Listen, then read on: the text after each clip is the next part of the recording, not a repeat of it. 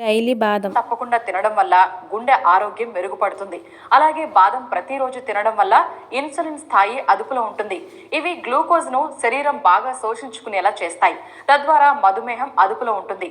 అయితే నానబెట్టిన బాదం తినొచ్చా అన్నది చాలా మందిలో ఉండే సందేహం. వాస్తవానికి కొందరు నానబెట్టిన బాదం తింటే మరికొందరు బాదంను డైరెక్ట్ గా తీసుకుంటారు.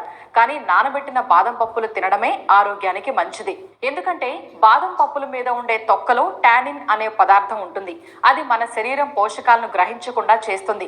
ఎప్పుడైతే బాదం పప్పులని నానబెట్టామో అప్పుడు ఆ తొక్క ఊడిపోతుంది. అలా తిన్న బాదం మన ఆరోగ్యానికి మేలు చేస్తుంది. అందులోనూ ముఖ్యంగా రాత్రిపూట నీటిలో నానబెట్టి ఉదయాన్నే తినడం వల్ల మరిన్ని ఆరోగ్య ప్రయోజనాలు లభిస్తాయి. ఇలా క్రమం తప్పకుండా బాదంను తినడం వల్ల జ్ఞాపక శక్తి మెరుగుపడుతుంది. ఇక బరువు తగ్గాలనుకునే వారికి బాదం ఎంతగానో సహాయపడుతుంది. ఎందుకంటే బాదంలో ఉండే మోనోసాచురేటెడ్ ఫ్యాట్స్ ఎక్కువ సమయం పొట్ట ఫుల్ గా ఉండేలా ఉంచుతుంది.